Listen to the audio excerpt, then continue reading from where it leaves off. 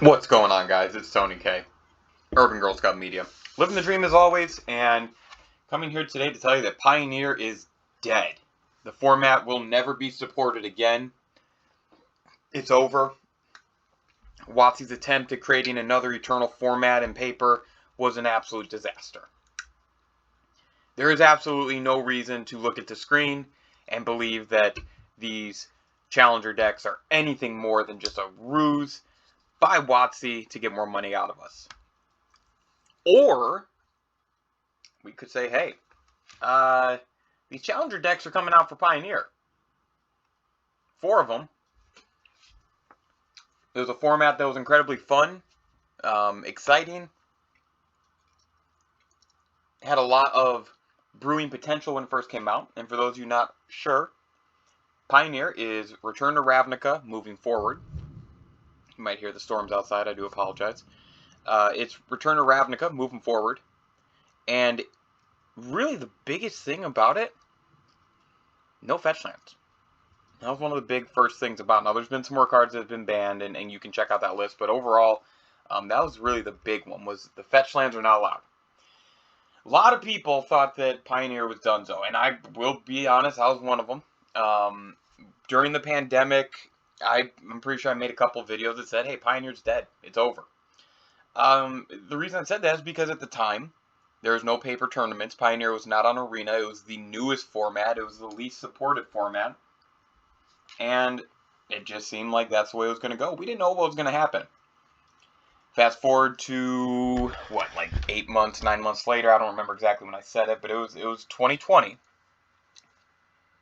Fast forward to now, and here this week, Wizards of the Coast announced that we are getting these 4 challenger decks. Lotus Field Combo, Mono Red Burn, Azurius Spirits, Orzhov Auras. I'm personally excited about all 4 of these. We're going to look at the decks here real quick. They all average, right in that high 80s to $90 value.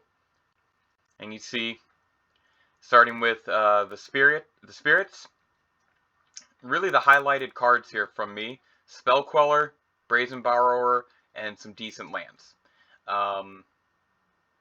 There's some other good cards in here. I think Selfless Spirit is pretty decent. You get some good value out of this. You definitely do. And there's other formats where these cards are legal. So there's a little bit of, I think, an inclination to get these. I mean, let's say this is $30 at my big box store. The Brazen and the Glacial Fortress and the Selfless Spirit get me there alone.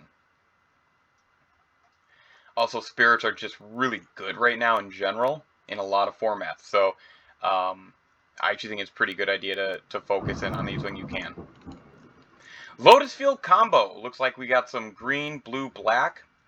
I don't know much about this deck. I'm not going to pretend like I know a ton about it. I know that it really revolves around a couple of different combos, uses that Lotus Field. And you see, even within here, there isn't a ton of value in the main deck. Whatever. I always call it Omniscience. I love saying it that way. We got that, Thespian Stage, Lotus Field. Those are really the big hitters, I think, in this deck. Sylvan Scrying's a good card, nothing to sneeze at. But, yeah. So they got you all set here. I think this is a pretty cool looking deck with sideboard that, really a range on the sideboard. I like that. Next, we're going to my personal favorite of the 4, Mono Red Burn. This was a deck that I did try and play when I first started playing Pioneer. I ended up moving over to Mono Black. Here's what I can tell you guys about the Mono Red Burn. Sneaky valuable. The Swift Spear and the Soul Scar Mage, sneaky valuable. Even Wild Slash, that's a card that, it was an uncommon, but it was a banger. Pretty good deck. You see there's some other fun toys in there that you'll be able to use. And then, of course, Chandra, Torch of Defiance in the sideboard. And finally, Orzhov Auras. Ooh, that was a big thunder. So this one was really interesting to look at, and I actually think this is this is the second lowest valued one. So Loris the Dream Den, 4 All That Glitters. That's like a $2 card each one. That adds up. You get Stonecoil Serpent. You get some really cool cards, but let's look at that sideboard for a minute. you do get a Thoughtseize, and you get 4 Concealed Courtyards. I actually really felt like this had some really amazing long-term value. Hushbringer, pretty good, but Thoughtseize, I wish they would do 2, but I understand why they're only doing the 1. Concealed Courtyard, you're getting 4 of those. That's huge. It's huge. And then Stonecoil Serpent's nothing to scoff at. That's a good card. Overall, I think these 4 decks are all pretty well balanced. They should be pretty fun. You should be able to take them to your game store and play some tournaments. I don't know if I would necessarily consider these like bangers where you're going to go in and win a tournament, but I think if you're just trying to go in, pick up a couple of wins, have a good time, experience something, have the deck built for you, this is a really good place to start. And if there's one of these that you like, kind of like with the standard Challenger decks, if there's one of these that you like the deck of, buy this and start tweaking. There's nothing that says you have to keep the list the same. Like each one of these, I think, offers some things that you would want to change. But overall, I really like the fact that they're continuing these. You know, they've given us EDH decks for a while. They gave us the modern event decks. They've given us Challenger decks in standard. Now we're just getting in Pioneer. I think it's a pretty cool setup. These are pretty valuable in my opinion. And yeah, I've never bought a Challenger deck, so I don't know what the average MSRP that people see or the average price that people see is. But I can tell you that if this was in the $30 to $40 range at, you know, if it's at Walmart and I see them, I may pick them up. These are going to be legitimately fun to play, and I think if we can get Pioneer back, really Paper Magic back, it would just be wonderful. The last thing I want to state about these is I believe that these Pioneer decks being created, these Pioneer Challenger decks being created, signals that Wizards of the Coast is going to continue to push effort into this format.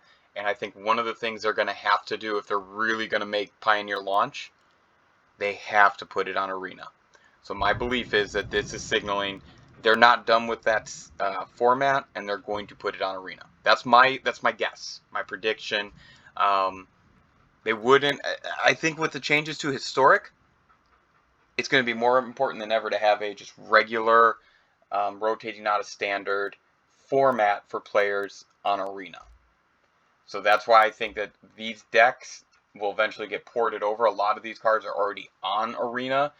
A lot of the top tier cards that are in Pioneer are already in some form or fashion on Arena, or not. It's not a huge list of what needs to be added.